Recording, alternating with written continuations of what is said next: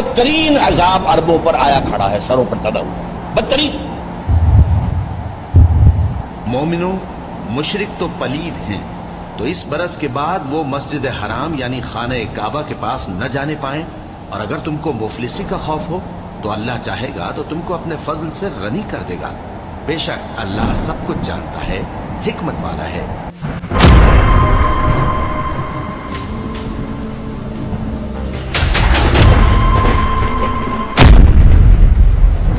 بسم اللہ الرحمن الرحیم، شروع اللہ کے نام سے جو بڑا مہربان اور رحم فرمانے والا ہے۔ دوستوں، کائنات کا ذرہ ذرہ، فرشتے، چاند، سورج اور ستارے سب اللہ کے حکم کے تابع ہیں۔ ان میں سے کسی کی مجال نہیں کہ حکم عدولی کرے، لیکن جن و انس کو اللہ نے اختیار دیا ہے کہ وہ حکم عدولی کرے یا حکم بجا لائے۔ دوستوں، یہ دنیا امتحان کے لیے بنائی گئی ہے، اس کا لازمی نتیجہ جزا و سزا ہے جس کے لیے قیامت کا دن مقرر کیا گیا ہے۔ اللہ تعالیٰ نے بارہا قیامت الصغریٰ اسی دنیا میں برپا کر کے دکھائی ہے۔ اس کی صورت یہ ہوتی تھی کہ اللہ کے دین کو ماننے والے اور اس کی اطاعت کرنے والے نجات پاتے تھے، اور منکرین پر خدا کا عذاب آ جاتا تھا، جس کے نتیجے میں وہ زمین سے مٹا دیے جاتے۔ قوم نوح، عاد و ثمود، قوم لوط اور اس طرح کی بعض دوسری قوموں کے جو واقعات قرآن میں بیان ہوئے ہیں وہ اسی عذاب کی سرگزشتیں ہیں۔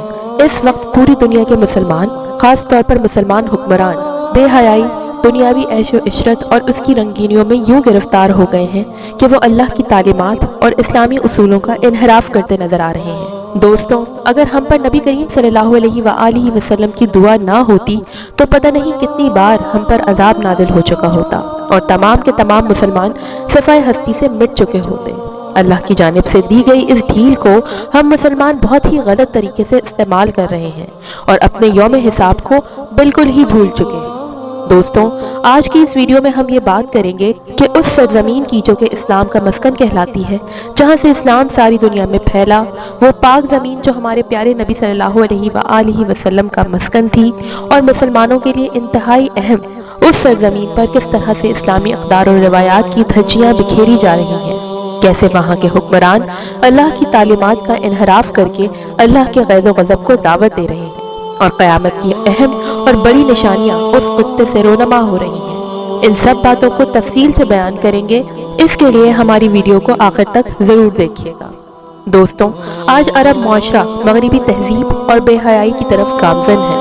عرب شہزادے کئی دہائیوں سے عیاشی اور داد و عیش کے لیے امریکہ اور مغربی ممالک میں گزارتے تھے، لیکن آج ان شہزادوں نے مغربی تہذیب، فحاشی و عریانی اور بے حیائی کو اپنی سرزمین پر ہی متعارف کروا دیا ہے۔ عرب معاشرے میں اسلامی تہذیب و ثقافت تیزی سے زوال پذیر ہے۔ اسلامی تاریخ کے تمام نشانات اکھاڑے جا رہے ہیں۔ علماء یہ منظرنامہ خاموشی سے دیکھ رہے ہیں۔ تبلیغی جماعت پر سعودی عرب میں داخلے میں پابندی لگا دی گئی ہے اور انڈین اداکاروں پر مشتمل ایک بڑا ڈانس کانسرٹ کرایا گیا ہے، جس سے پوری دنیا کے مسلمانوں میں غم و غصہ پایا جاتا ہے۔ سعودی ولی عہد نے اسلامی شاعر کی توہین میں کوئی کسر اٹھا نہیں چھوڑی۔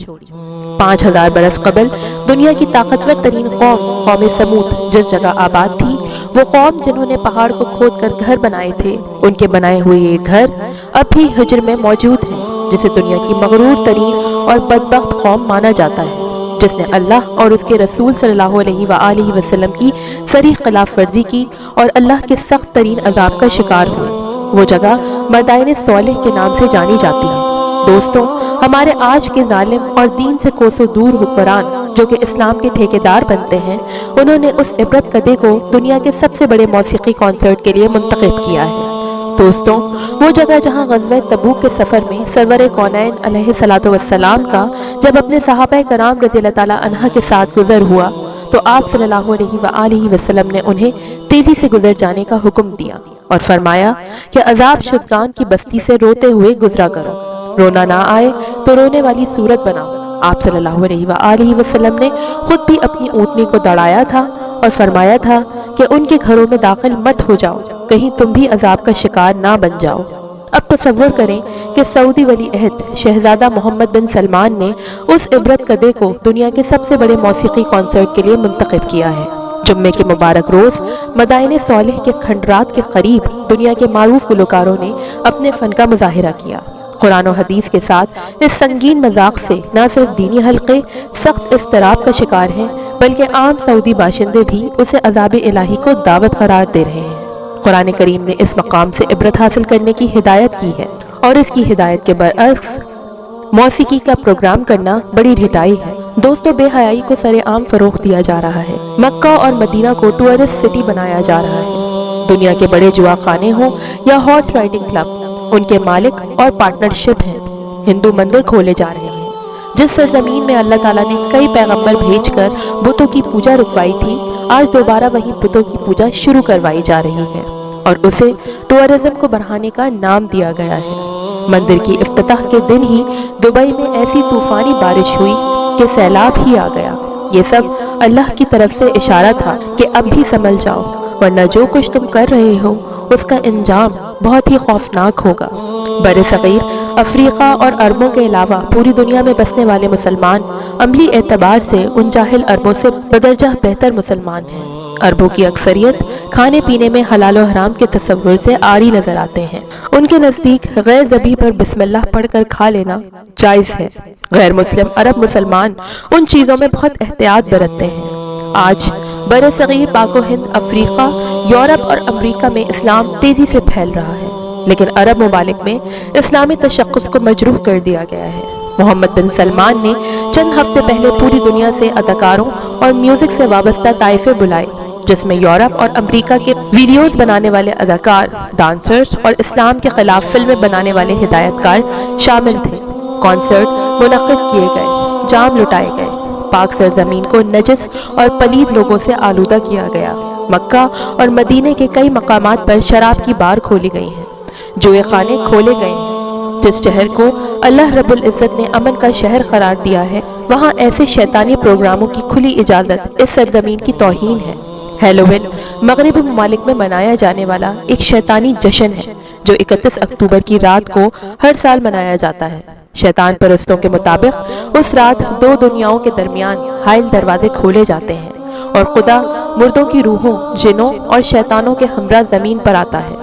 اس رات مغربی ممالک کے توہم پرست لوگ خوفناک لباس اور شکلیں بنا کر ہاتھوں میں ڈھول، پلیٹیں اور شور شرابہ کر کے شیطانوں کو دور کرنے کی کوشش کرتے ہیں۔ اب سعودی خاندان نے حجاز کی مقدس سرزمین پر شیطان پرستوں کو خوش آمدید کہتے ہوئے شیطانی رسوم کو انٹرٹینمنٹ کے نام پر عوام کے اندر فروغ دینا شروع کر دیا ہے۔ دوستو، سعودی عرب نے 1 سال کا ملٹی پرپز بزنس ویزے کی آن لائن سہولت فراہم کر دی ہے۔ اس میں مسلم، نان مسلم کی کوئی قید نہیں۔ اپنے گھر بیٹھے آن لائن ویزا مکہ مدینہ ہر جگہ گھوم سکتے ہیں۔ عنقریب آپ انگریزوں، ہندو اور یہودی کو بیہودہ لباس میں وہاں ہر جگہ دیکھیں گے۔ مسلمانوں پر عنقریب ویزے کی پابندی لگائی جا سکتی ہے، یا یوں کہیے کہ مسلمانوں کو ویزے کے لیے سیکیورٹی حصار اور بہت زیادہ گارنٹی دینا پڑے گی، کیونکہ جب ایشیا کے مسلمان گوروں اور یہودیوں کو مکہ ٹاور اور حرم پاک کے قریب میں یوں بیہودہ کپڑوں کے گھومتے دیکھیں گے تو کوئی نہ کوئی مسلم نوجوان غیرت ایمانی کے جذبے میں گوروں اور یہودیوں کی پٹائی کر دے گا، اور یہیں سے ہم ایشیائی لوگوں پر عمرے کے ویزا کی پابندی سخت کر دی جائے گی۔ رقص و سرور، شباب کباب، کسینوں، جوئے خانوں کے بعد آئندہ دنوں میں سعودی عربیہ میں جرائم بڑھ سکتے ہیں۔ مکے کی سرزمین پر بے موسم بارشیں اس بات کا ثبوت ہیں کہ قیامت کی نشانی پوری ہو رہی ہے۔ آہستہ آہستہ نبی کریم صلی اللہ علیہ وآلہ وسلم کی بتائی گئی قیامت کی نشانیاں پوری ہو رہی ہیں۔ یہ حقیقت ہے کہ قیامت آنے سے قبل بے موسم کی بارشیں ہوا کریں گی، اور سعودی عرب جیسے گرم ترین ملک جہاں کبھی کبھار بارش کی بوندیں برستی تھیں، وہاں سیلاب آ رہے ہیں اور آئے روز تیز بارشوں کا سلسلہ جاری رہتا ہے، جو کہ قیامت سے پہلے کی نشانیوں میں سے ایک نشانی ہے۔ جس بے حیائی کے نظام نے سعودی عرب کے معاشرے کے اسلامی تشخص کا حلیہ بگاڑا ہے، اسی نظام کو قرض دینے والے مالیاتی ادارے پاکستان سے ڈیمانڈ کرتے ہیں۔ اسی لیے FTF نے ہمیں گرے لسٹ میں رکھا ہے۔ دوستوں، آج غزہ پر جو بیت رہی ہے اس کے حوالے سے دنیا کا طرز عمل دیکھیں تو آپ اندازہ کر لیں گے کہ حالت کیا ہے۔ ہمارے عرب حکمران اس خون کی ہولی کو دیکھتے ہوئے بھی خواب خرگوش کے مزے لے رہے ہیں، جب مشرق وسطی کے حالات کو، خصوصاً مسلمانوں اور ساری دنیا کے حالات کو دیکھتے ہیں تو صاف نظر آتا ہے کہ دنیا ہولناکیوں کی جانب بڑھ رہی ہے۔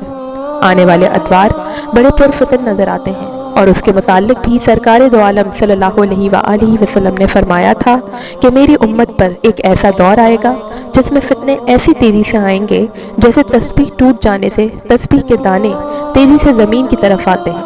لہٰذا اپنی نسلوں کی ابھی سے تربیت اور ایمان کی فکر فرمائیے۔ اگر ہم مسلمانوں نے حضور صلی اللہ علیہ وآلہ وسلم کی طرف سے 1400 سال پہلے کیے گئے انتباہ پر توجہ نہ دی اور عرب میں سب کچھ یوں ہی چلتا رہا تو ان کا خاتمہ یقینی نظر آ رہا ہے۔